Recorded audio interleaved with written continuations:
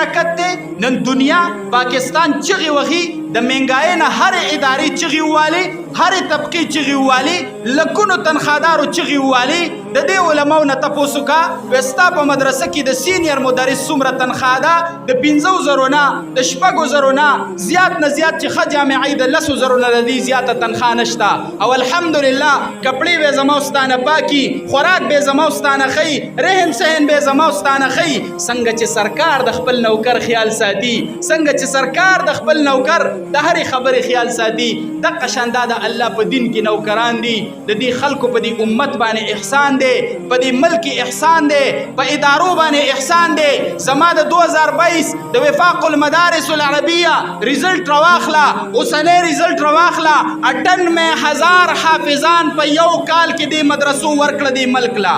2000 کم 1,00,000 حافظان دې مدرسو جوړ کړي دي زما عزتمندو او دغه شانتي 80,000 عالمان جوړ کړو 13,000 پورې چې کم دی جنکۍ عالمان جوړې کړلې دا د غربت په زمانه کې چې زما د مدرسې تنخوا هغه د عوامو په چنده ده زما د مدرسې پکې زما د مدرسې بلب زما د مدرسې د بلډینګ خرچه هغه د عوامو په خرچه ده د سرکار په بجټ کې 1 روپۍ د مدرسې دپاره نشته د جومات دپاره نشته د مدرس دپاره نشته زما عزتمندو د سرکار سرکاري ادارې ته بیل پرې دی بجلی ورته پرې ده خو مسجد ته نشته جماعت ته نشته مدرسې ته نشته مذهبي ادارې ته نشته سره د دومره د غربت په دور کې دا علما په دومره ښایسته طریقې سره لګیا دي الحمدلله او پاکستان یې دې حوالې سره خود کپیل کړی دی او د مذهب او د دین چې دا ملک په کومه ناره باندې آزاد شوی دی چې پاکستان کا مطلب کیا لا اله الا الله په حق ناره باندې الحمدلله